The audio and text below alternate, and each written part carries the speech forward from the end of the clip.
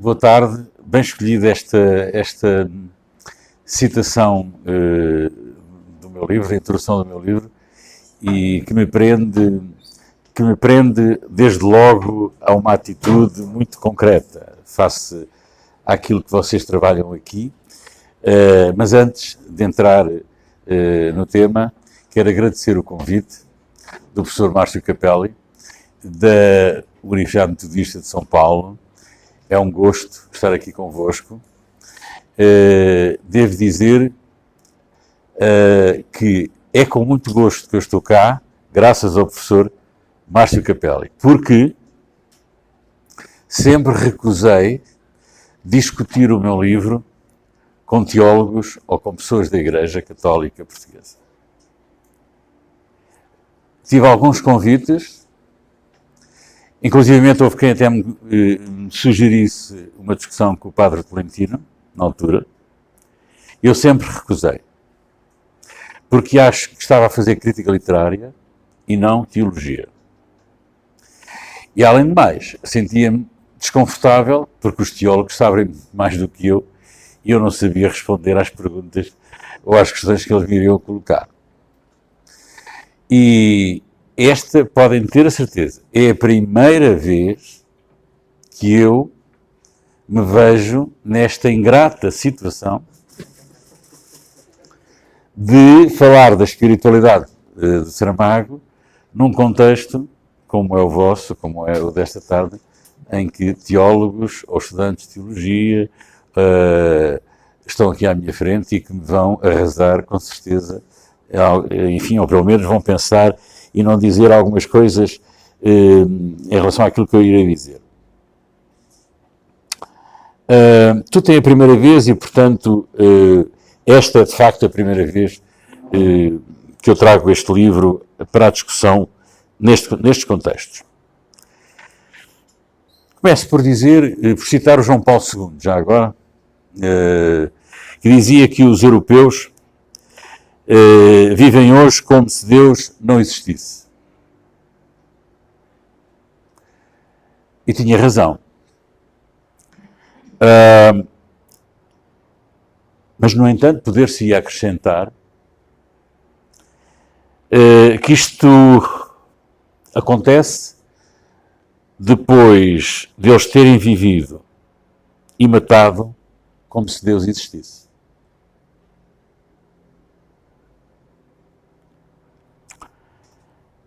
A fé não se perdeu, acho eu, mas a religião já não dita a nossa existência.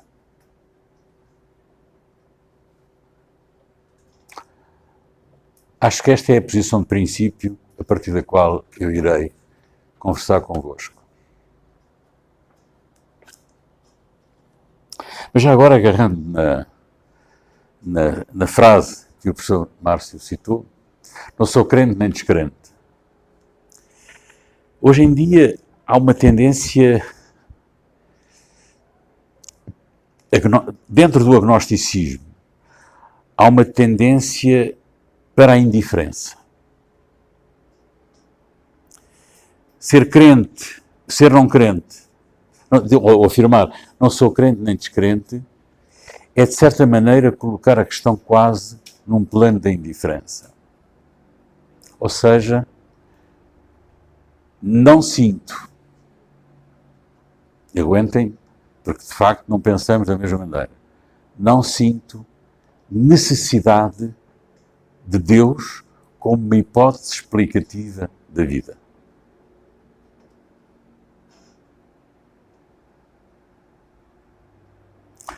Dito isto,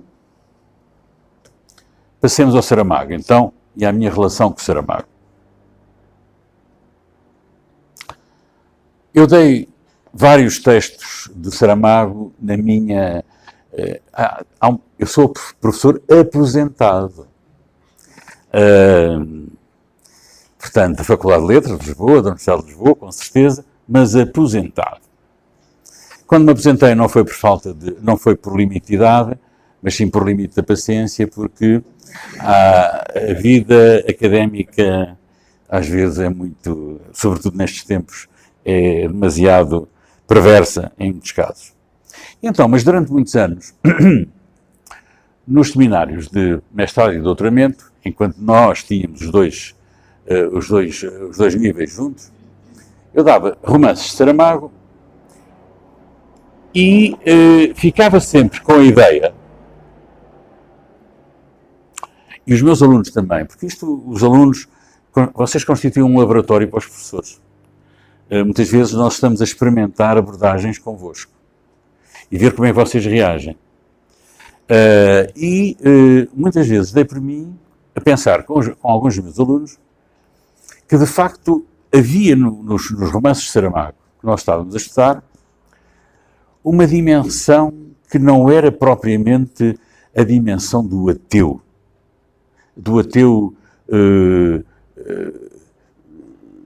preguiçoso, daquele não crente básico. Havia uma dimensão a que eu gostaria então depois de chamar de preternatural. Não é sobrenatural, é preternatural.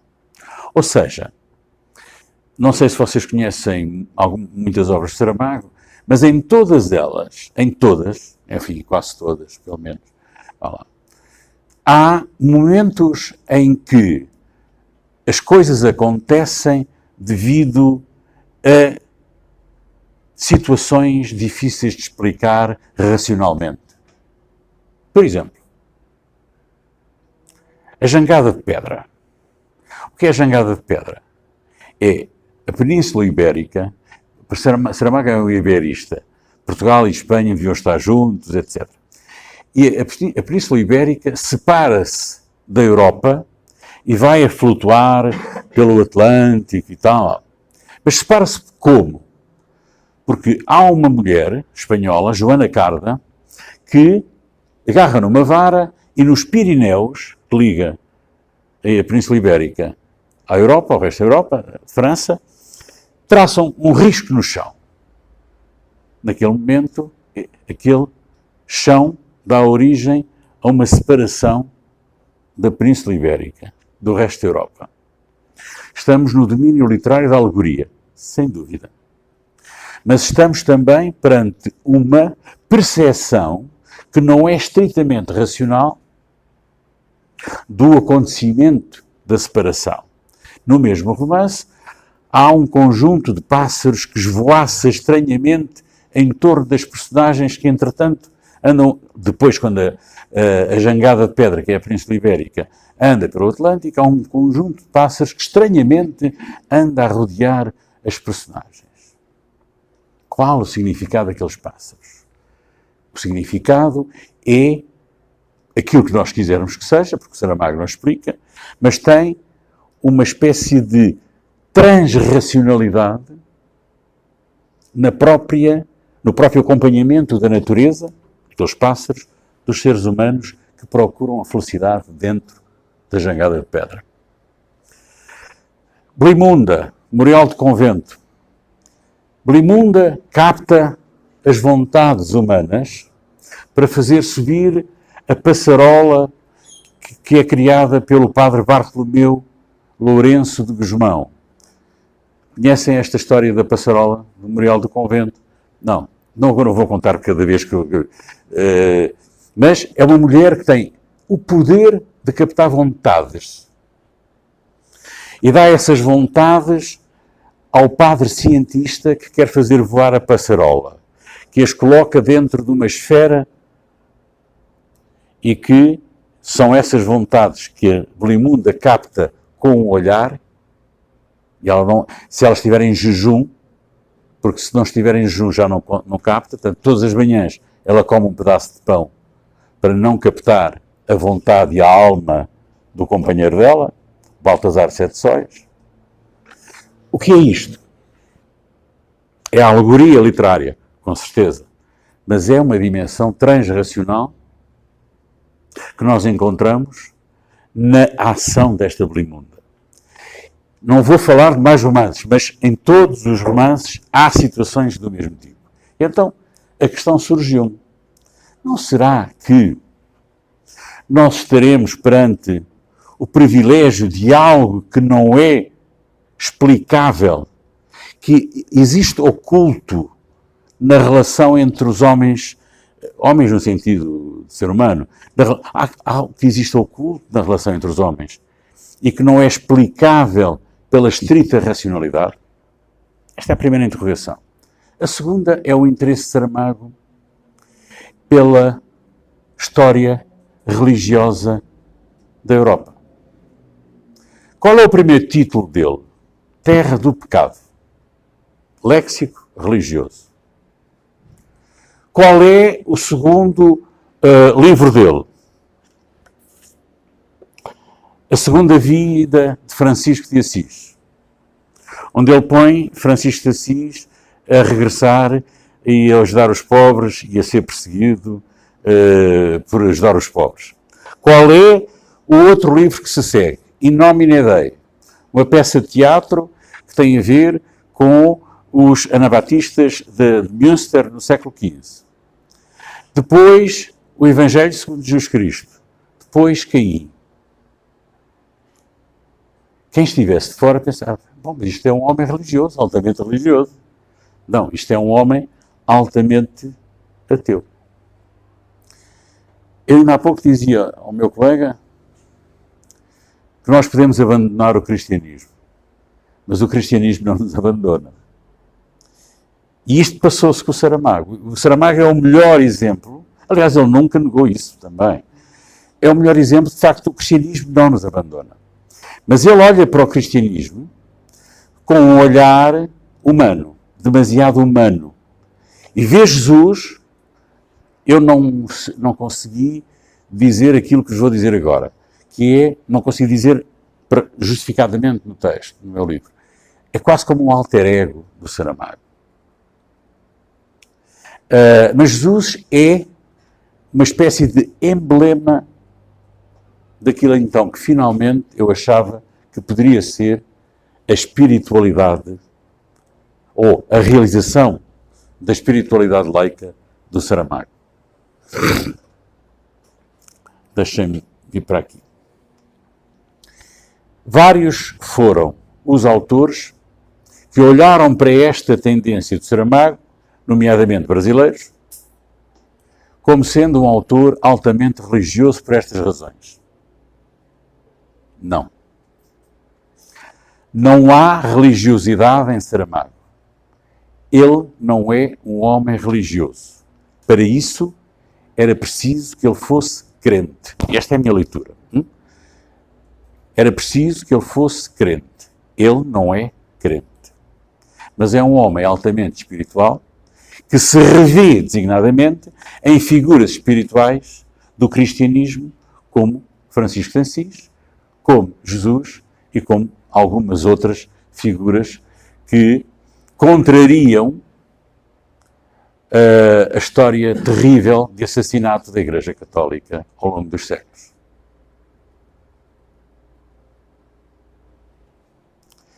E a espiritualidade então surgiu naturalmente. E acabou por ficar assim. A espiritualidade clandestina. Mas clandestina porquê? Porque nunca ele, Saramago, assumiu, que eu tenha conhecimento pelo menos, assumiu esta possibilidade dele próprio se manifestar no quadro da cultura portuguesa e cristã, se manifestar como altamente espiritual. Mas defrontei-me com uma dificuldade. Tinha que definir espiritualidade. Tinha que dizer qual era o meu entendimento de espiritualidade. Que é uma coisa extremamente difícil. Porquê? Porque na nossa cultura ocidental, espiritualidade igual a religiosidade.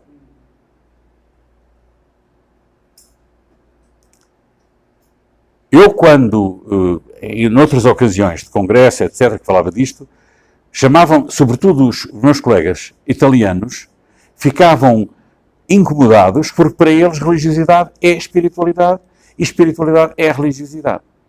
Ora, para mim são coisas diferentes. Não só porque, já conforme já disse, religiosidade assenta na crença, a espiritualidade não tem que assentar na crença. A espiritualidade, digo eu neste meu livro, pode e deve ser entendida como o estado poético do espírito. O que é o estado poético do espírito? Para já é um entendimento claramente literário, mas o estado poético do espírito é um modo de estar fora do meu próprio limite racional. Isto é, ter uma experiência qualquer que não pode ser verbalizada, que não pode ser identificada em todos os seus contornos, só pode ser intuída, só pode ser intimamente experienciada. Exemplo, uma paisagem. Quantos de nós, perante uma paisagem magnífica, já dissemos que coisa tão linda, com certeza, ou não dissemos nada, ficamos de tal maneira arrebatados que não temos palavras para exprimir aquela experiência. Um homem religioso diz, obra de Deus. Um homem não religioso diz, não, isto é a dimensão cósmica, espiritual, da minha relação natural com o mundo. Mas isto é a experiência espiritual, uma das manifestações, tal como eu entendo, do estado poético do espírito. Naquele momento, o espírito está numa espécie de ultrapassagem dos limites da razão. Não consegue verbalizar a experiência. É tão forte, tão intensa. Pois bem, isto que é válido para esta experiência tão simples como a da paisagem, pode e deve ser válido para compreender a literatura. Mas também para compreender a relação humana. Quando o Saramago vem ao México e se intromete, vem ao México a representar Portugal lá num evento qualquer, e se intromete nos protocolos, defendendo os índios Chiapas e a luta que eles travavam na altura contra o governo mexicano. Quando o Saramago se assume como comunista no sentido de valorizar aqueles que nada têm e condenar aqueles que tudo querem. Naquele momento, eu encontro uma dimensão espiritual nessa mesma relação humana com o mundo. Entendo-a como ética da compaixão. E vocês poderão dizer, bom, mas o cristianismo está cheio disso. Pois, mas o cristianismo não nos abandonou. Nós é que abandonámos o cristianismo. Designadamente a Igreja, que abandonou o cristianismo durante muitos séculos. Então esta ética da compaixão que eu encontro em Saramago, associo-a, sobretudo, ao pensamento budista. E se me permitem, eu leia, já agora, é algo que se desconhece, esta intensidade é algo que se desconhece. Nós não conseguimos verbalizar porque desconhecemos as palavras que podem corresponder à descrição desta experiência. E eu gostava de vos ler, deixem-me, eu já estou a adiantar-me aos meus papéis.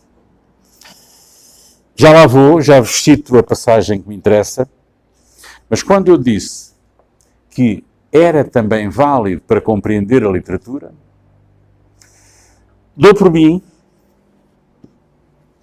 a encontrar toda uma teoria literária em torno daquilo a que chamo matéria negra da literatura. Esta expressão pode ser uma simbólica, mas não é. A matéria negra é retirada, a expressão é retirada da astronomia e da cosmologia. É dark matter. O que é dark matter do universo? Enfim, a astrofísica, sobretudo, é quem trabalha com este conceito. A matéria escura, ou dark matter, é aquilo que constitui 90% do universo. Sabem que existe, mas não sabem o que é. Isto diz-vos alguma coisa? Pois bem, eu transfiro este conceito da astrofísica para a compreensão da literatura. Quantas vezes nós lemos um texto, vemos um filme e somos tocados tão intensamente por esse texto ou esse filme que não conseguimos descrever a emoção que estamos a sentir. É o silêncio que melhor nos identifica. Então é aquele silêncio diante de uma paisagem. Equivale-se aquele silêncio que eu vos dizia, espiritual, de uma paisagem. Então a matéria negra da literatura permite-me a mim entrar também no domínio do Saramago, dizendo que a espiritualidade de Saramago é aquilo que nós vamos encontrando a pouco e pouco, sem conseguirmos verbalizar nos textos do Saramago. Designadamente, na sua relação com Jesus, na sua relação com Deus, na sua relação com aquilo que é o património cristão da cultura ocidental.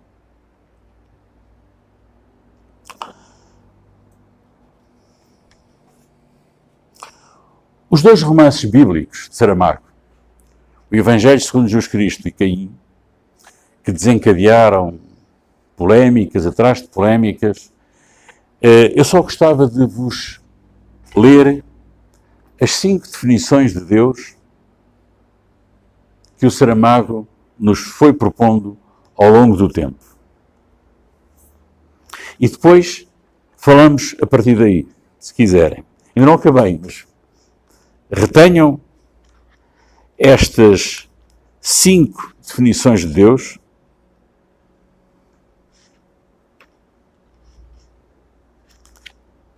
Primeira, Deus é o silêncio do universo e o homem o grito que dá sentido a esse silêncio.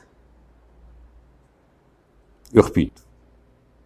Deus é o silêncio do universo e o homem o grito que dá sentido a esse silêncio. Bonito, não é? Segunda, Deus não precisa do homem para nada, exceto para ser Deus.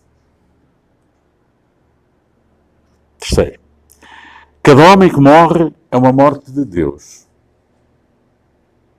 E quando o último homem morrer, Deus não ressuscitará.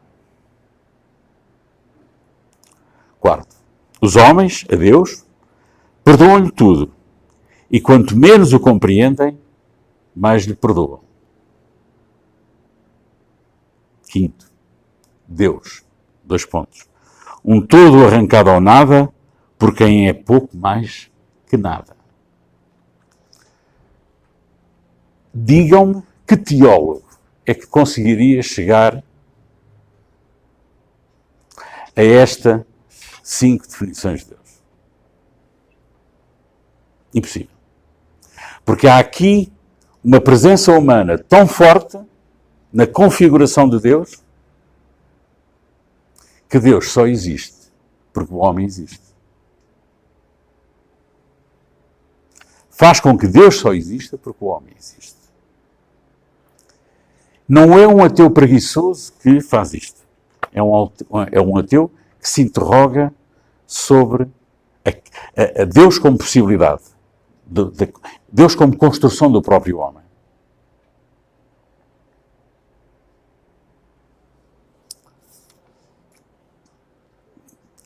Haverá discussão no final desta intervenção.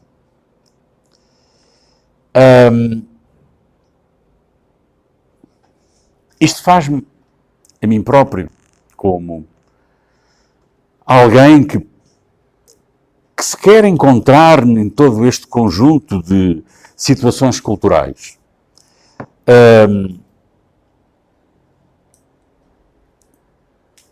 Leva-me a pensar que para um ateu verdadeiro, isto entrando em parte do tema da nossa conversa, Para um ateu verdadeiro,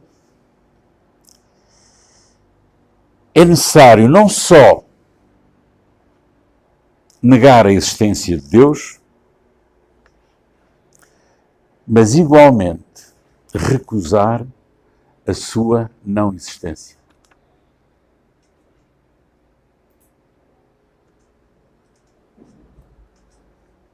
Querem que eu repita?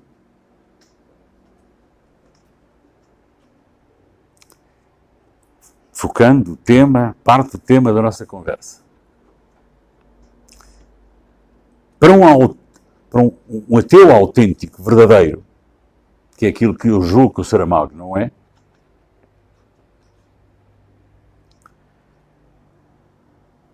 não basta negar a existência de Deus, que é a visão clássica. É preciso também negar a sua inexistência.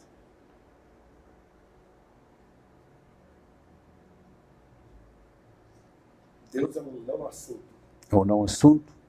É um assunto que é a visão clássica, mas também é um não assunto. É inexistente. Isto é um desafio a todos os teólogos. Eu sei que me estou a meter num caminho perigoso perante, mas gostava que me respondessem. Gostava de eu próprio saber, nesta assembleia de teólogos ou futuros teólogos, seja o que for, gostava de saber se de facto esta dimensão do ateísmo faz sentido ou não. Para ser um ateu verdadeiro, que é aquilo que eu acho que o Saramago não é, como se prova por estas, não basta só negar a existência de Deus, mas também a sua inexistência. Isto não tem saída, isto é uma aporia. Há aqui alguém de filosofia. Isto é aporético. Mas vocês, teólogos, é que têm que dar saída a isto.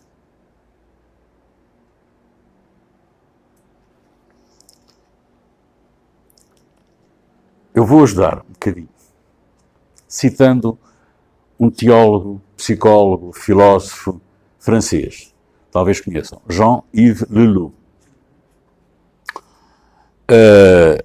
em que ele diz que Deus não existe.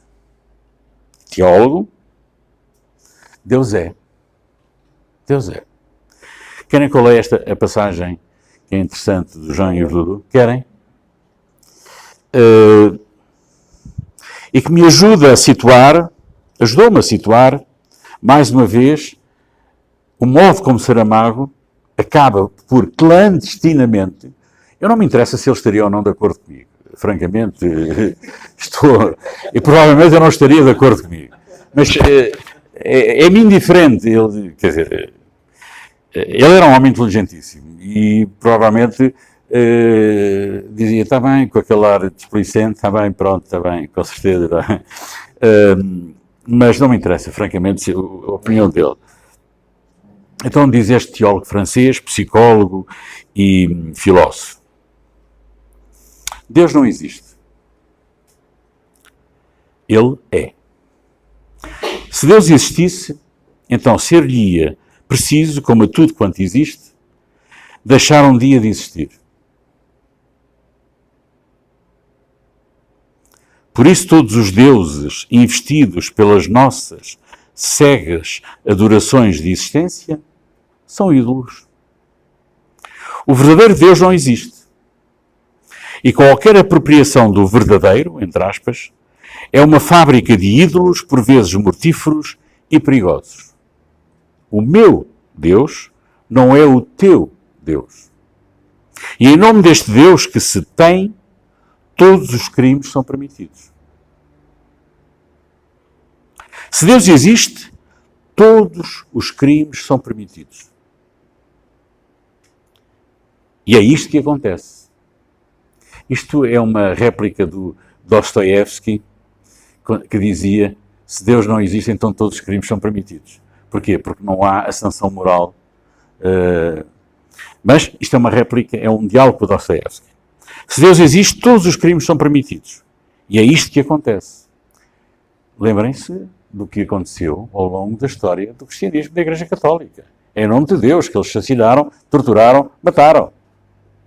Lembrem-se do que acontece com a espiritualidade demónica dos muçulmanos, dos terroristas, do terrorismo muçulmano. Tem uma espiritualidade demónica, mas tem uma espiritualidade. É isto que, por vezes, nos esquecemos. E, portanto, se Deus existe, todos os crimes são permitidos.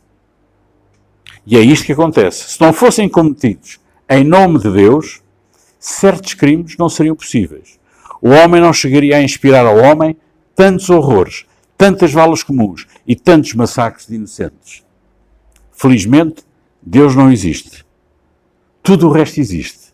Só Deus não existe, como a luz que não é uma coisa entre as coisas, como o ser não é um ser entre os seres existentes, como o amor que não é um amor entre os amores. Não conseguiria acreditar num Deus que fosse compreensível. Forte? Teólogo, psicólogo, filósofo.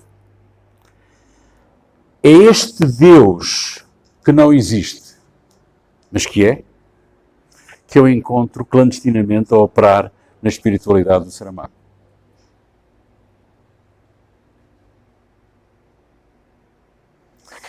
É este Deus que não existe, ou que só existe como construção humana, que ele interpela no Caim violentamente, chama-lhe todos os nomes, pelas mortes que causou, pela legitimação das mortes que em nome dele se praticaram.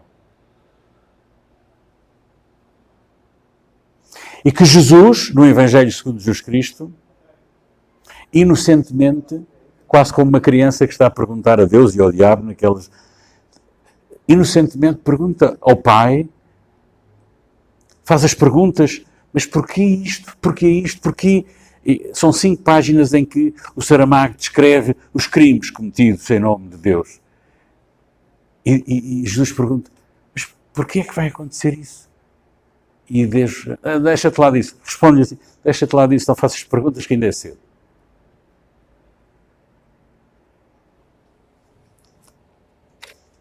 Então, voltando ao Caim, Saramago tem necessidade de Deus. Não é um crente, mas tem necessidade de Deus.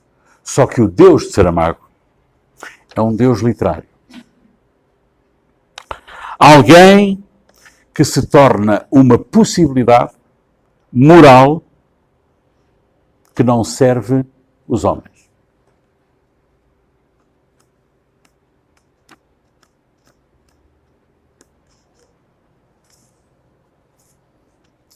Vinha no caminho a perguntar, será que eu não vou ser ofensivo?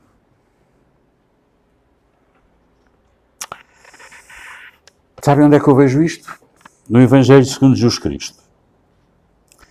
Em que a encenação da morte de Jesus, por parte de Saramago, acontece de uma forma pungente. Tão pungente que só encontro na cultura ocidental um elemento de comparação no herói grego, da tragédia grega. Para quem conhece a tragédia grega, há um momento, digamos que há um momento de anagnórisis, que é um momento de reconhecimento. Lembro, em que o herói reconhece finalmente o que é que aconteceu, porque ele até ali foi levado ao engano. Não é? Não sabe o que é que aconteceu, foi manipulado pelos deuses, foi manipulado pelas circunstâncias. É a única, dentro da cultura europeia, o meu ponto de relação da morte de Jesus ou da figura de Jesus é a do herói trágico da cultura grega. Deixem-me ler, posso ler? Página 62. Uma das páginas mais... Não a minha é na 62, mas a de Saramago. Uma das páginas mais pungentes que eu encontro no Saramago. Estamos num momento em que Jesus morre. Está na cruz e está a morrer.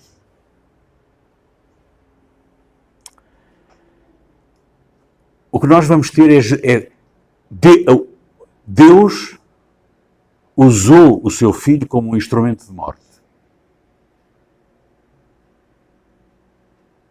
Ouçam Saramago.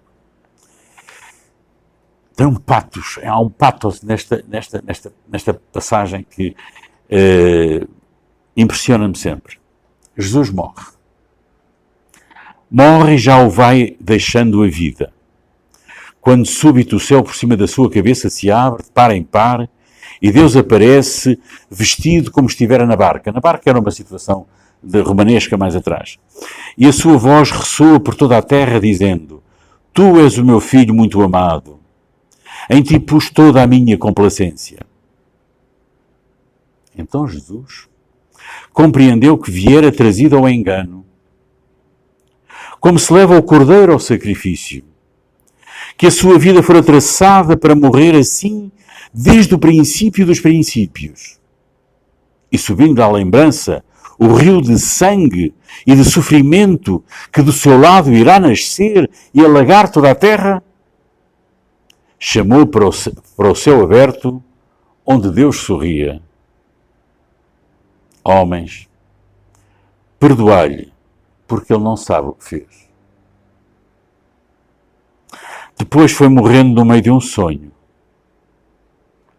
Não é bonito?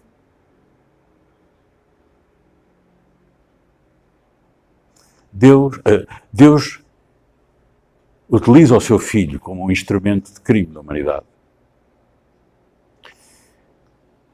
Mais à frente, nós vamos encontrar Jesus a perdoar ao Pai a morte que lhe causou. Nós vamos encontrar e vamos lidar com o perdão do imperdoável. O que é? Está calor, não é? É isso? Não, está barulhento. Diga? Está barulhento, está concorrendo para a sua voz. Ah.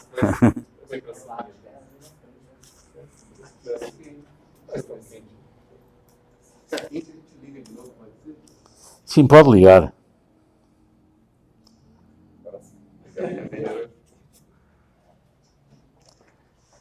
Nesta frase nós temos, nesta passagem nós temos: homens, perdoai-lhe porque ele não sabe o que fez. Isto é a inversão total daquilo que nós conhecemos e aprendemos.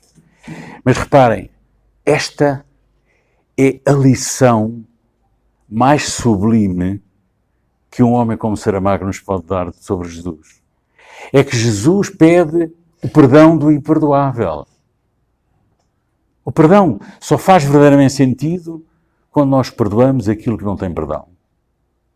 Será que podemos perdoar a Hitler? Não é? Então, o perdão só existe quando se perdoa o imperdoável. E então, o que Jesus surge aqui é como alguém que pede o perdão do imperdoável, que é o pai matar o filho. Ou utilizar o filho como um instrumento de morte dos humanos. Isto, meus amigos, para mim é sublime. Isto, para mim, é a dimensão espiritual de Saramago. Não de um crente fanático, mas também não de um ateu básico e ignorante, ou quer que seja. Um ateu preguiçoso.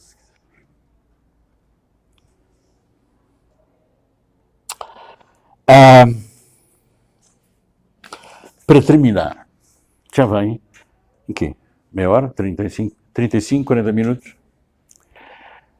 Para terminar, gostava de ficar com uma outra página sublime do Evangelho segundo Jesus Cristo.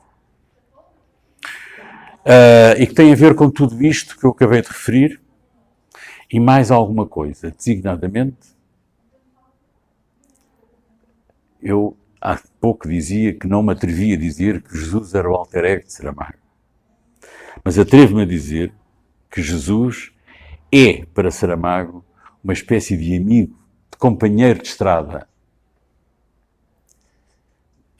O companheiro espiritual da estrada, enfim. Mas não o Jesus que nos é ensinado pela doutrina, que nos é ensinado pelos teólogos, para alguns teólogos, é o Jesus com aquela dimensão espiritual que nós encontramos aqui.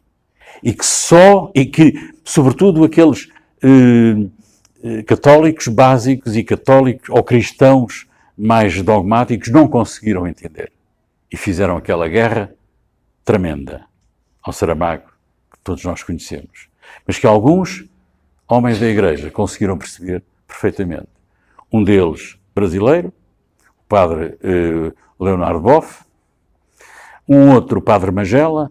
Aliás, no Brasil foi onde ele foi melhor entendido neste quadro que eu vos descrevo. Foi no Brasil, não foi em Portugal. Permite-me então que leia o final, página 169, 170. Um texto foi escrito a pedido do músico espanhol. Eu digo espanhol, não digo catalão. Portanto, para mim há espanhóis, os catalães são espanhóis, portanto não quero meter-me em guerras alheias, mas de facto não patrocino suicídios culturais e políticos. Portanto, um músico espanhol chamado Jordi Savall.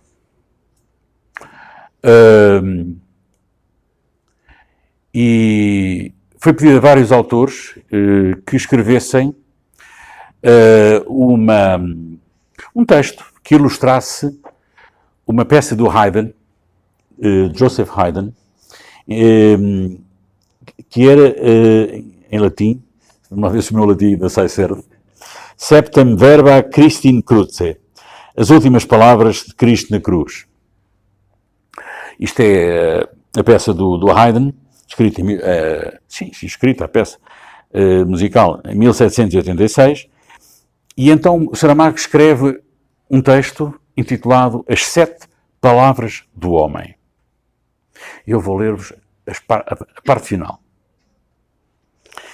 E, meus amigos, isto que aqui está, além de ser complexo do ponto de vista intelectual, é de uma beleza sublime do ponto de vista literário. Depois digam-me se concordam ou não comigo. Reparem, Deus está na cruz e estas são as últimas palavras. Deus, Pai, Senhor. Começa logo por aqui. Reparem, isto não pode ser dito por um ateu básico. Não. Começa logo com esta entrada grandiosa do ponto de vista retórico.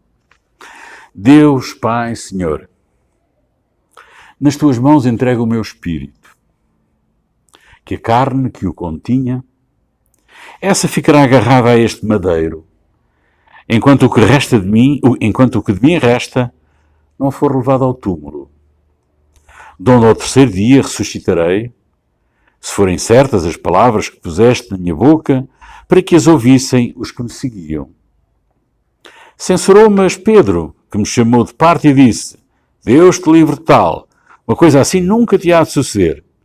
E eu respondi-lhe, sai da minha frente, Satanás, impedes-me o caminho porque não entendes as coisas à maneira de Deus, mas à maneira dos homens. Foi isto que eu lhe disse. Mas agora, Deus, Pai, Senhor, agora que o meu espírito já deve ter chegado às tuas mãos, permite-me que procure, também eu, entender as coisas à maneira dos homens. Poderá o meu corpo, sem um espírito que o anime, levantar-se e sair do sepulcro, arredando a pedra que lhe tapa a entrada? E outra pergunta mais. Que sucederá comigo durante esses 3 dias? Apodrecerei? Será já com os primeiros sinais de podridão na cara e nas mãos que me apresentarei diante de Maria Madalena? Vivi no mundo como homem durante 30 anos. Primeiro criança, depois adolescente, depois adulto, até este dia. Se te digo coisas que estás farto de saber, é para que compreendas por que razão aparecerei a Maria Madalena antes que a qualquer outro. Acabámos. Representei o meu papel o melhor que podia. O futuro dirá se o espetáculo valeu a pena. E agora, Deus, Pai, Senhor, uma última pergunta. Quem sou eu? Em verdade, quem sou eu? Isto, meus amigos, é de um grande escritor, de um alcance espiritual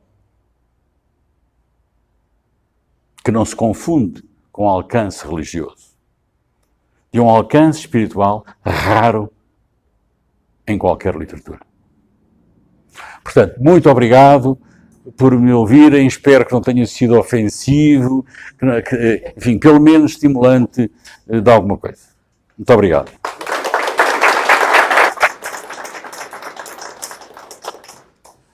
Bom, gente, a gente tem um tempo para perguntas, questões, né? Um diálogo. Vocês podem ficar à vontade. E o professor Manuel Frias Martins vai fazer essa gentileza de dialogar conosco, né? Se não souber, não respondo. Não façam perguntas difíceis do vosso domínio científico ou de especialização, porque aí teólogo não sou. O Saramago é que brincava às vezes, dizia, se calhar eu sou um evangelista como os outros. Ele dizia isso.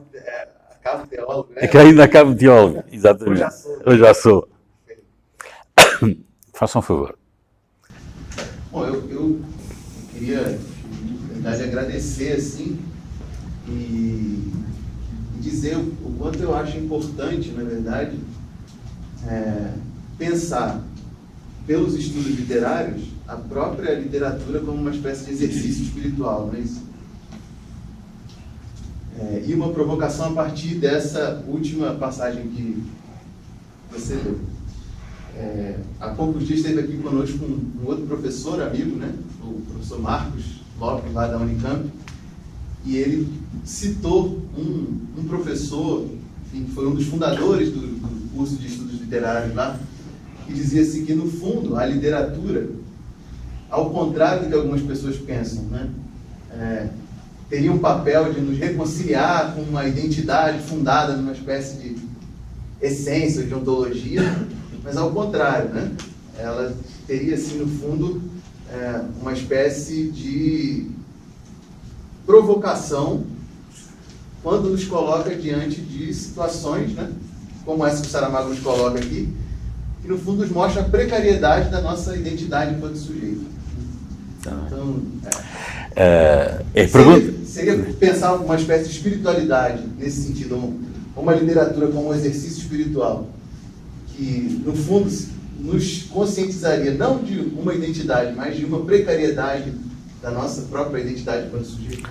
Tal e qual. Eu estou completamente de acordo, porque há uma visão mais ou menos romântica, ou herdada do romantismo da literatura, como reconciliação, como salvação. É a literatura que nos salva. A literatura é de facto a alternativa à fialdade do mundo. É a literatura que nos salva. Esta visão romântica, eu acho que está posta de parte. Temos que assumir uma outra visão da literatura. E a visão que eu acho que se aproxima mais daquilo que a literatura cumpre ou pode cumprir, é de facto entender a literatura como aquilo que nos faz sentir humano.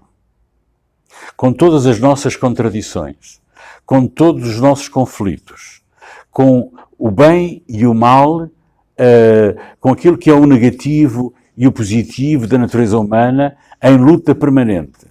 Se nós procurarmos uma literatura como salvação, se nós estamos à procura daquilo que é o bem na literatura. Mas o bem só existe se existir o mal ao lado. Por vezes nós não queremos assumir este conflito, a dualidade. E a espiritualidade que nós podemos encontrar nos meus autores é exatamente a que resulta do conflito entre estes dois grandes valores que orientam o comportamento humano. O valor da vida e o valor da morte. o valorizar o homem e o valorizar a derrota do homem. Aquilo que, em lato senso, em termos morais, o bem e o mal. Temos que assumir o mal como uma força tão catalisadora da atividade humana como o bem. E os melhores escritores têm esta dimensão espiritual do conflito humano, dos contrários. O cristianismo como que eliminou o mal. Isso é que há pouco falámos do budismo. O budismo, não, eu não sou um budista, não sei se haverá aqui alguém budista, mas o budismo ensina-nos este princípio fundamental, que é o da necessidade do mal. E para que o bem, ele próprio, possa ser perseguido, possa ser reconhecido como bem. E enquanto nós não aceitarmos que, de facto, ao nosso lado e dentro de nós estão estas duas pulsões, que nos pode transformar em anjos e em carrascos, consoante as circunstâncias, enquanto não fizermos isso, de facto, o exercício espiritual não resulta. E a literatura ensina-nos, pelo menos, a melhor literatura, ensina-nos que estas duas pulsões estão lá a orientar ou devem orientar a nossa compreensão do mundo e da vida. Bom, respondi. Minha mãe. Enfim, mas aqui é mais uma provocação que eu queria ouvir você falar sobre isso. Nós temos o professor Paulo, que chegou há pouco aí, é o nosso especialista em Bíblia, assuntos de Bíblia aqui. Então eu estou travado. Mas, do ponto de vista assim, literário, né? Porque no começo do seu livro você começa falando sobre a Bíblia enquanto literatura. Também, Sim. Que valor enquanto uma espiritualidade, digamos assim, não necessariamente religiosa, não sei se dá para fazer essa distinção no texto bíblico, mas enfim, de um terceiro, né, que olha para a Bíblia não do ponto de vista religioso, que valor essa literatura, né, enfim, teria? Acho que passa por esse, você já respondeu de alguma maneira, mas enfim. A Bíblia como literatura é um tema que às vezes é desconfortável, porque a Bíblia não tem sido considerada como texto literário. Tem sido considerada como texto orientador de doutrina, não é? E quem é que faz a doutrina? É os homens, consoante as circunstâncias das suas vidas, dos seus tempos. Portanto, a Bíblia muitas vezes não tem culpa daquilo que os homens fizeram. É um conjunto de histórias que depois são interpretadas pelos homens, corrija-me se estiver enganado, que são histórias que são interpretadas pelos homens consoante as necessidades de cada tempo. E que dão as doutrinas que nós conhecemos.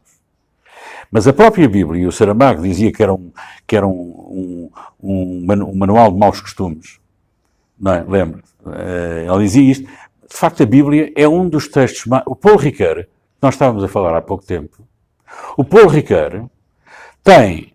não é o Paul Ricoeur, desculpem. O René Girard, que é o autor que para mim é o grande historiador da violência na cultura, o René Girard tem textos excelentes, exatamente provando que a Bíblia é dos textos mais violentos da cultura ocidental, se não o mais violento da cultura ocidental.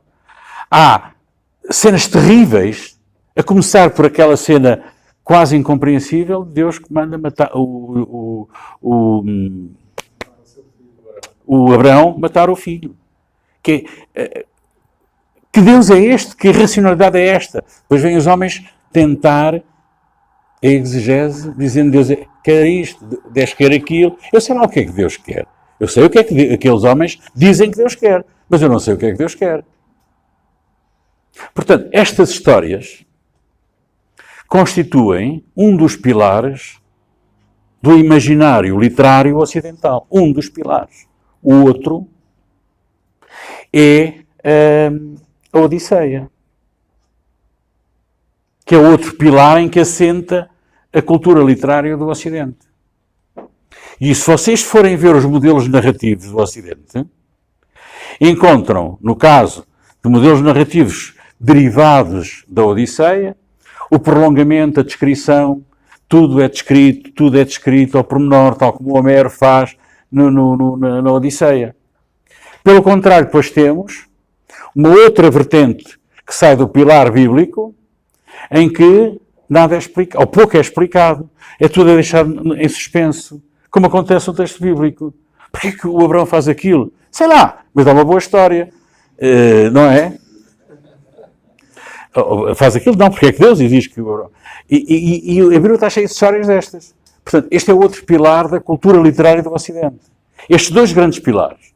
Aquilo que eu estou a dizer não é da minha lavra, é de um senhor alemão chamado Erich Auerbach. Num livro intitulado Mimesis. A representação, e depois tem um subtítulo. A representação da literatura, na representação da literatura do Ocidente. Isto é um texto, é um livro dos anos 40, final dos anos 40, escrito durante a guerra até, e depois terminado já depois da guerra, mas é de facto ainda um texto nuclear para nós percebermos quando andamos para trás na cultura literária do Ocidente, para percebermos as duas fontes principais, a homérica e a bíblica. Mas a bíblica está exatamente cheia de mistérios. São coisas que nunca são explicadas. Há sempre rupturas que não têm continuidade. Nós ficamos a saber, mas depois o que é que aconteceu? Não sei, passa-se para outra história. Não é? Porque são pequenas histórias. E agora? Agora já outra. Pronto. Isto é, de facto, uma das bases da cultura ocidental. É a literatura, se quisermos, de suspense, de interrogação. O outro é a descrição, é o realismo descritivo, é o estilo homérico. Não sei se respondi. Mas... Tem uma questão que me... Desculpa. Não, pode falar. Tem uma questão que me parece fundamental, que é assim, claro, nós estamos tratando de um texto religioso, né, sobretudo. A gente pode tratá-lo como literatura, e é bom que se faça, mas, do ponto de vista da religião, ele não perde o seu caráter religioso. Então, quer dizer, essa coisa é um texto que foi sendo interpretado pelos homens e virou esse negócio aí que se chama cristianismo. Tá, do ponto de vista de um cristão não é bem assim. Ele vai, não, calma, mas também não é bem assim. Ele vai falar da inspiração, tem um monte de explicações para ele.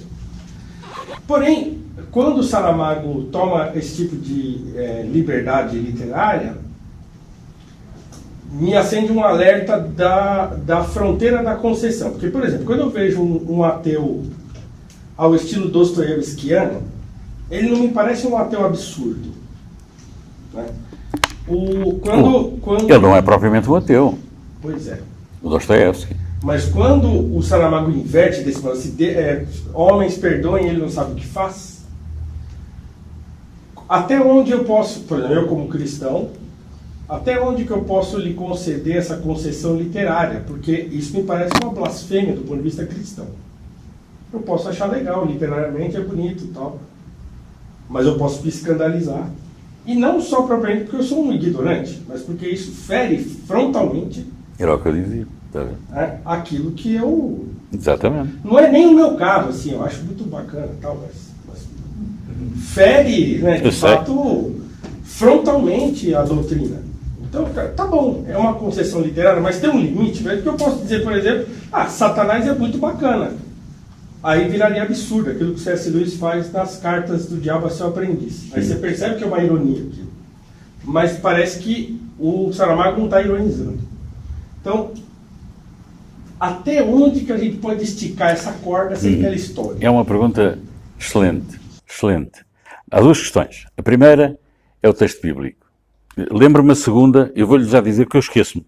Eu estou apresentado e a segunda tem a ver com a corda. Até onde é que podemos esticar a corda? Sim. Se eu me esquecer, lembro-me da corda. A primeira tem a ver com o texto bíblico. O texto bíblico, enfim, eu não sou um conhecedor destas coisas. Vocês são mais conhecedores do que eu. Mas o texto bíblico é aquele que resulta da seleção operada de um conjunto variado de textos. Portanto, o cânon que nós temos é um cânon construído pelos homens segundo os interesses de rivalidades internas de grupos do cristianismo, de cristãos primitivos. Certo? Isto quer dizer que há mais para além daquilo que é conhecido. Ou havia mais para além daquilo que era conhecido.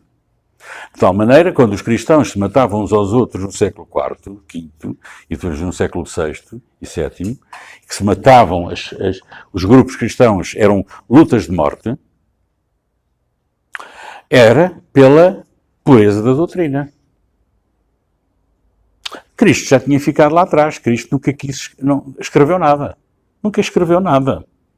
E, portanto, se Jesus não escreveu nada, é porque ele, de facto, deixou aos homens a possibilidade de se matarem uns aos outros também. Em nome dele. Então, os textos que resultaram destas lutas entre cristãos, lutas de morte entre cristãos, é aquilo que nós temos. Porque os textos ditos apócrifos, ou qual é o outro nome? Os epígrafos.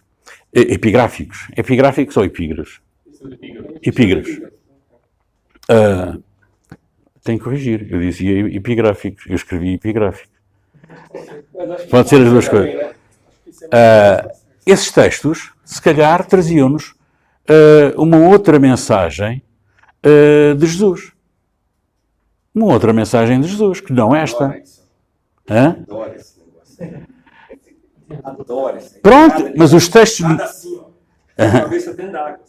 Os textos gnósticos que foram descobertos no século IX, na Hammadi, e que deram origem a uma aventura estilo James Bond para a Igreja Católica pagar aquilo, não é? Portanto, esses textos dão-nos outras mensagens que não aquelas que são conhecidas. Portanto, a doutrina dos homens. A doutrina dos homens. E é uma doutrina consoante as circunstâncias do tempo, de cada tempo, das relações de poder, sobretudo, de cada tempo, dentro das comunidades cristãs. Relações de poder. Eu não, quer dizer, aqui eu não arrisco mais nada, embora pense mais alguma coisa, mas não arrisco mais nada. Designadamente o grupo das mulheres e o grupo dos homens.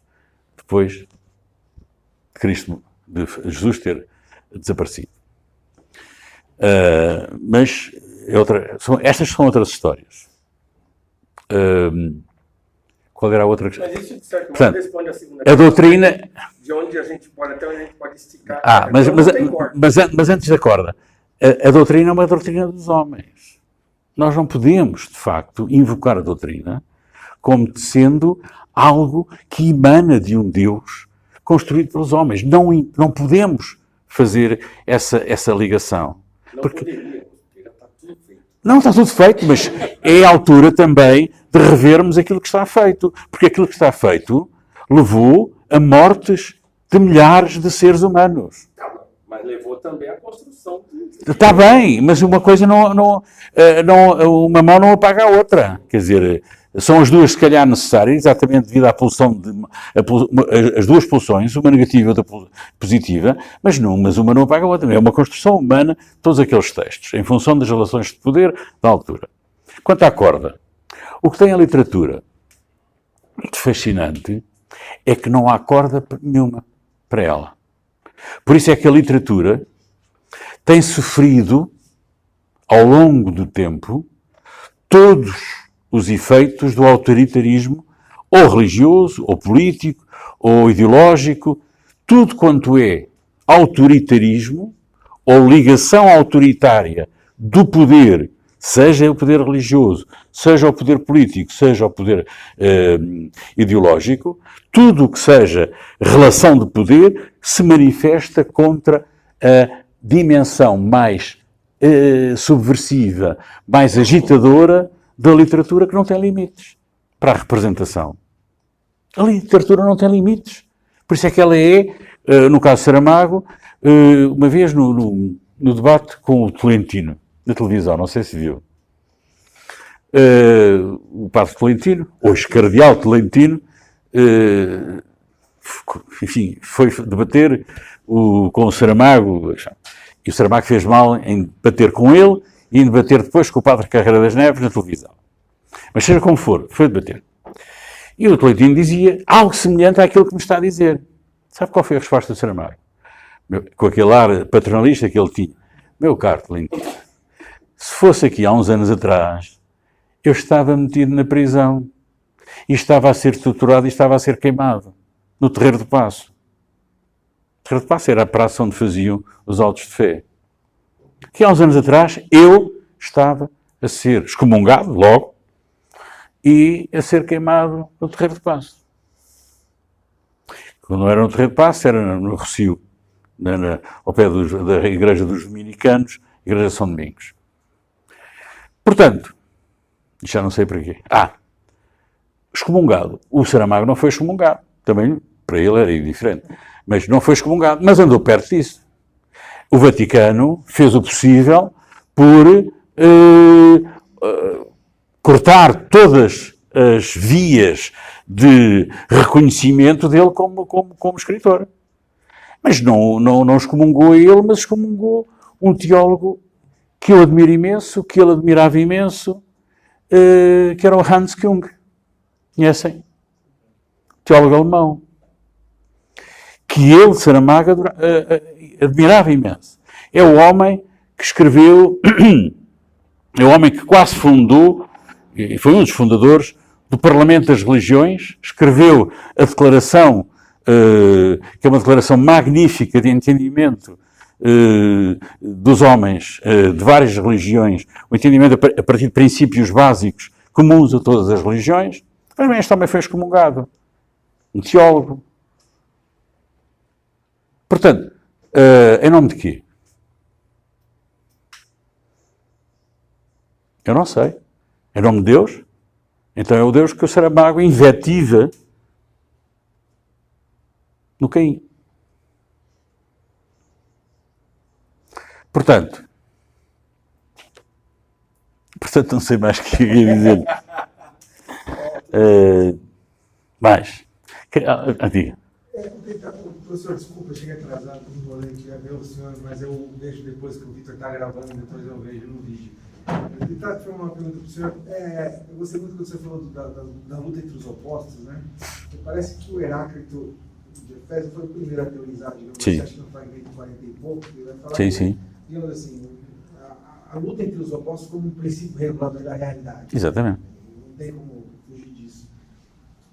O senhor acha que, para o Saramago, assim, dois tipos de maus, talvez a gente possa localizar, um externo e um interno, de nível psicológico e um outro nível, né, fora.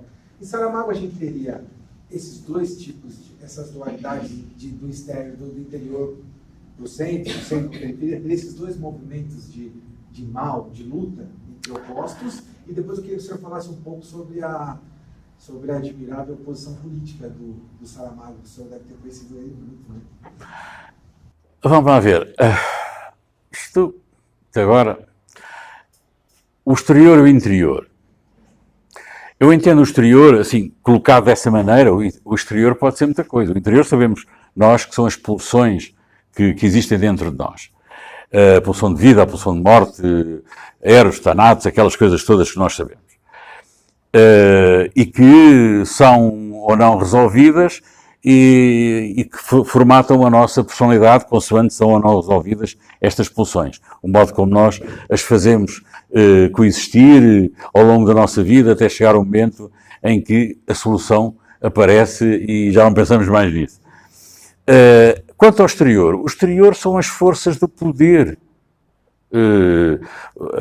O poder, nós, por vezes, tal como eu entendo, por vezes esquecemos de que somos,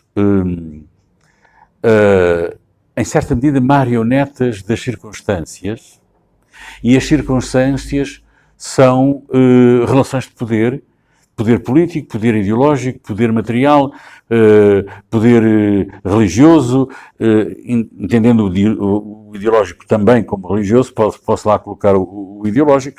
Portanto, nós somos marionetas desta relação mais ampla do jogo de poder, por vezes nem nos apercebemos de que estamos a ser parte desse jogo, mas estamos. E então o que é que isto dá num escritor? Dá, por exemplo, um livro como A Caverna. A Caverna não é mais nem menos do que a representação desse jogo de poder que é exterior ao ser individual. O homem da caverna é um oleiro que vende os seus vasos e que de repente, para o centro comercial, e o centro comercial é a grande catedral do tempo, do nosso tempo. É onde nós vamos ao domingo, já não vamos à missa, vamos ao centro comercial. Não é? Pelo menos em Lisboa, em Portugal é assim. Aqui também deve ser. O centro comercial são as catedrais do consumo. E a caverna é isto mesmo. E, portanto, sem nos apercebermos, nós, indivíduos, estamos a ser manipulados do exterior por relações de poder, que neste caso são relações de consumo, que nos levam... Nós deixamos de ser cidadãos, passamos a ser consumidores. Portanto, estas são relações exteriores que um livro como A Caverna, por exemplo, equaciona. Interiores. Mas interiores disso, nós temos aquele do arquivo, que se perde no arquivo, todos os nomes, isso de facto é o homem que se perde no meio do exterior, aquela dimensão megalómana do arquivo é uma metáfora do número, nós somos números, e o homem está perdido dentro de si, mas naquela dimensão quase gigantesca do arquivo dos nomes. Perde-se lá dentro no arquivo dos nomes. Nós somos indivíduos perdidos no arquivo dos nomes. Não sei se isto responde em certa medida. Sim, parece-me que ao longo do tempo, na filosofia e na religião, parece que eles qualificaram esses dois caminhos, né? Porque se pegar o dinâmica da filosofia antiga, os conceitos de encrateia, de sofrosine, a religião, parece que essa luta interna parece que tem um valor maior, né? Parece que é mais importante a luta interior do que... Enquanto o indivíduo, porque a dimensão estritamente do indivíduo, da luta interior do indivíduo, colocada por si só, é o problema romântico, que a literatura romântica abordou e resolveu. E portanto, é o indivíduo que está em luta com todas as forças que estão dentro dele, mas isso é no caso da literatura e da literatura e da arte, é um problema que o romantismo equacionou e que depois veio o realismo e veio dizer, não, calma lá, são as circunstâncias, é o exterior, é que importa. Estás aí, tu, indivíduo, aí preocupar-te única e exclusivamente, ou de uma maneira solipsista, digamos assim, sem sair de ti mesmo, sem considerar aquilo que te rodeia e que te está verdadeiramente a levar a ser aquilo que tu és. Portanto, os movimentos literários também são exatamente movimentos que decorrem da dinâmica mais ampla da sociedade, exatamente por causa disto. Demonstra-se isto. Professor, diga. Obrigado pela sua fala. Eu falo também na inspiração do autor que eu leio, que é o Cardoso Pires. Talvez o Saramago seja um autor em destaque pela maestria do narrador. Então ele tem um jogo de vozes que prioriza a figura do narrador. Ele é um exímio narrador. Né? Na sua construção do texto, na superfície do texto com as suas vozes, ele cria uma rede, né? Eu diria uma sinfonia de vozes. Talvez não polifonia, mas uma sinfonia de vozes. E agora eu pensando, né, até pelas formações que eu tive no Brasil sobre Saramago, eram formações que priorizaram o narrador Saramago, o contador de histórias. Será que, a exemplo de Cardoso Pires, ele também não lança o contínuo do enredo na personagem? Porque um traço marcante do Cardoso Pires, que é um autor que eu estudei, né? ele prioriza o enredo, a personagem é o enredo, vamos assim dizer. Saramago também não faria isso? Não. Não, é exatamente a diferença entre Saramago e o Cardoso Pires passa exatamente por aí. Saramago tem uma afirmação muito curiosa que eu cito aí num debate, não houve debate nenhum. Ele fez uma afirmação e eu depois discordei dele. Fez uma afirmação uma vez, escreveu uma vez na revista Ler, exatamente o contrário do Cardoso Pires. Dizia ele, o narrador, eu Saramago, sou o narrador, sou Jesus, sou Maria, sou o diabo, sou todas as personagens que ele inventou, era ele. Portanto, o que ele estava a destacar era a dimensão biográfica ou autobiográfica da sua escrita. E dizia, o narrador sou eu, não há narrador separado. Eu sou o narrador, eu sou o diabo, eu sou Jesus, eu sou este, eu sou aquele. Portanto, ele concentra na personagem e não no enredo. E se nós formos ler qualquer romance dele, designadamente estes romances, aquilo que eu chamo os romances bíblicos dele, nós não encontramos enredo nenhum. Encontramos situações em que as personagens agem de determinada maneira, consoante a vontade do autor. Porque ele é controlador, até mais não. Ele é um controlador que às vezes irrita. Porque ele muitas vezes não deixa espaço para nós seguirmos uma interpretação ou um caminho. Ele controla tudo. Aquilo que eu li, uma passagem que eu li, em que Deus diz, e depois foi morrendo no meio de um sonho, eu acabei aí. Mas ele diz, qual é o sonho de Jesus? Jesus estava em Nazaré, falava com o pai dele, com o carpinteiro, etc. Ele tem que dizer qual é o sonho de Jesus. Mas nós é que podemos dizer, bom, está bem, mas qual é o sonho? Nós podemos ir mais longe. Mas ele próprio, Saramago, está de tal maneira concentrado na personagem que tem que dizer qual é o sonho de Jesus. Que ele estava em Nazaré e estava com o pai na pescar e não sei o quê. São 2 linhas, mas é o suficiente para ele dizer, olhem lá, sim senhora, tomem lá que eu também sei qual é o sonho de Jesus. Portanto, isto é o contrário do enredo. Não há enredo em Saramago. O enredo decorre das várias situações em que ele coloca as personagens. Ele é, sobretudo, concentrado nas personagens. E a polémica. Escrevi depois um texto de resposta a dizer que, sim senhora, ele pode dizer isso, mas muitas vezes, ou quase sempre, as personagens são sempre muito mais do que aquilo que o autor pode ser. Esta era a minha posição e continua a ser. E ele depois disse, depois está bem, tens razão, está bem, pronto, e agora? Porque as personagens, um autor rico é aquele que nos dá uma personagem em que ele, de facto, desenha ao pormenor, mas que, ao mesmo tempo, nós conseguimos ir mais longe do que aquilo que o autor diz que ela é naquele contexto. Ou seja, o que eu estava a defender era, no fundo, a polivalência da própria personagem, a plurissignificação da personagem e a liberdade que o leitor tem de interpretar a personagem de um determinado modo. Pode ser ou não coincidente com aquilo que o autor lá coloca. Só pegando aqui o gancho, né? Me parece que, se você pudesse clarear isso para mim, seria bom.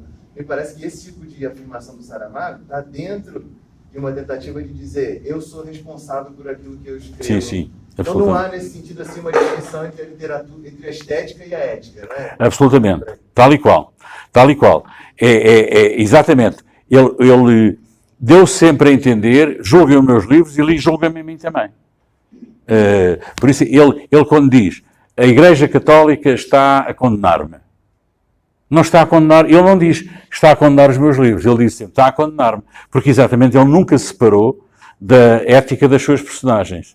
Ele tem uma relação ética com as suas personagens, com a sua literatura, em que ele nunca se distanciou das suas personagens. Ele é responsável pelas personagens.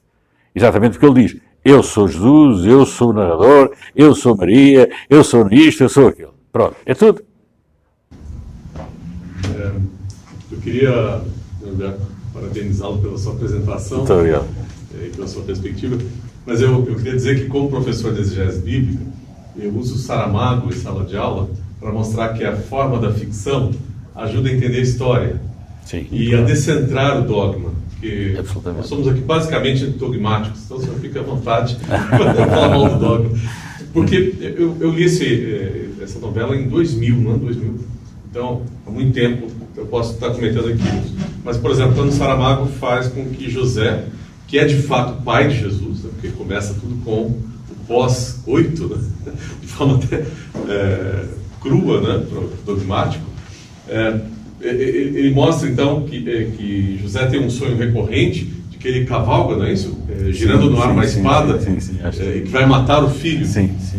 Então aí você já desconstrói a ideia, ou melhor, provoca um desconforto com a ideia do Deus que mata o seu filho. E também naquela cena em Céfares, aliás, a tradição evangélica não cita Céfares, e Saramago, com muita perspicácia, cita, que é o centro do poder romano na Galileia, não é? Ele também desconstrói a ideia romântica de que Jesus era um carpinteiro, porque José e Jesus são trabalhadores braçais a serviço de Roma em Céfares. E numa confusão que houve, numa revolta contra os romanos, da qual José não participou, ele é crucificado, se não me engano, junto com 49. Ele é o 49º crucificado por conta dessa sedição, correto? Ou seja, ele já desconstrói a ideia de que o destino de Jesus é especial. O destino do filho é o mesmo do pai. Morreu crucificado pelos romanos. Né? Então, a ficção, ela aponta certos elementos da realidade social, que é isso, a brutalidade dos romanos, e a impossibilidade de que esse pai seja justo matando o filho. Já o pai biológico sonhar. É quase uma história dentro da história. Uma história dentro da história que renova a história velha. A ficção tem esse poder. A gente lê os evangelhos com muito frescor depois disso. Tal e qual. Eu só queria acrescentar o seguinte. O Saramago era um excelente conhecedor do texto bíblico. Eu, uma vez, quando dava teoria da literatura, na Faculdade de Letras, escolhia sempre no final do semestre um romance ainda publicado há pouco tempo, para os alunos não terem ainda uma rede crítica para comentar. Então, quando o Evangelho foi publicado, eu dei em sala de aula, e na altura ainda estava vivo um colega meu, chamado João Soares de Carvalho, e que era um homem, um erudito, que sabia aramaico, sabia grego, sabia hebreu, ou seja, e convidei-o a ir, aliás, esse homem foi um dos tradutores do Novo Testamento e do Antigo Testamento também, na versão interconfessional, que foi publicada pouco tempo depois em Portugal. É uma versão interconfessional. Ele era padre anglicano, ele era pastor anglicano, era da igreja anglicana e era professor de literatura inglesa também, etc. E eu convidei-o a ler o Evangelho e a ir comentar o Evangelho segundo Jesus Cristo na minha aula. E eu espero que não te ofendas, dizia eu. Ele era mais velho do que eu. Espero que não te ofendas. Está descansado. Portanto, ele foi ler. E antes de ir à sala falar com os alunos, a primeira pergunta que ele me faz: o Saramago era judeu?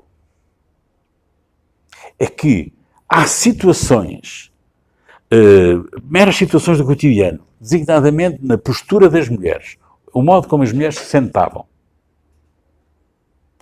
que é típica da cultura judaica.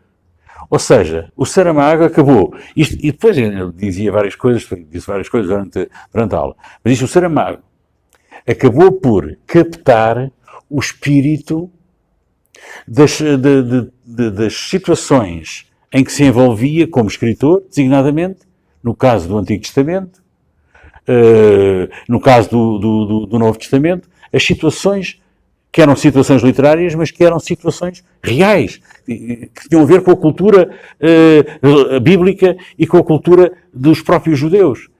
Ele era um homem que, aparentemente, leu tudo, não sei, é de facto um homem extraordinário, e um homem sem estudos.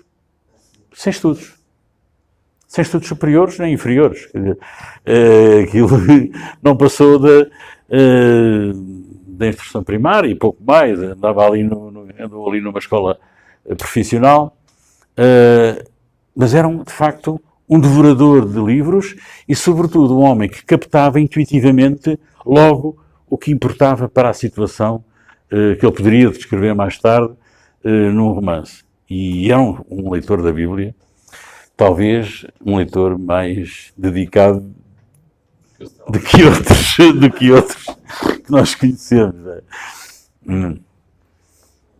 Mais alguma questão, gente?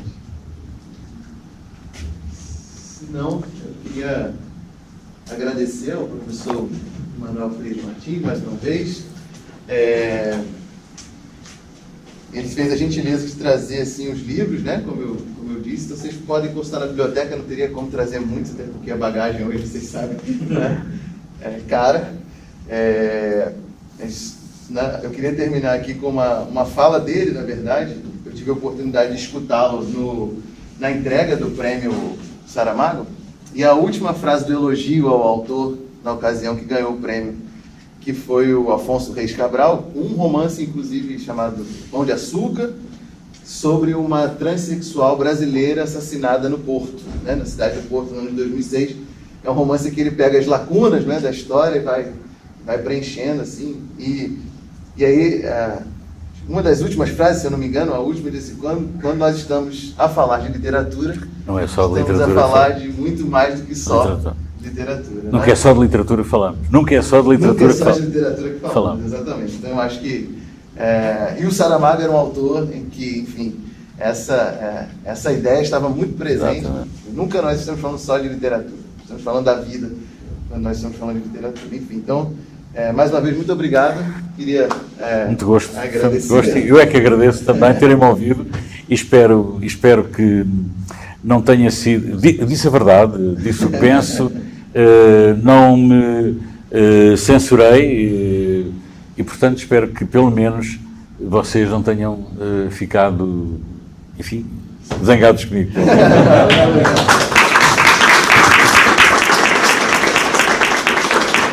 O senhor acha que disse alguma coisa? Você não viu aquilo ali? Diga. Se o senhor acha que disse algum absurdo, o senhor não contou aquilo ali. Muito obrigado. Está bem, muito obrigado. Está bem. Mas eu tenho que ter isto em qualquer ação. Eu coloco numa pasta. Numa pasta, isso era bom. E o vídeo da participação do professor vai estar na página do grupo depois também. Vai entrar lá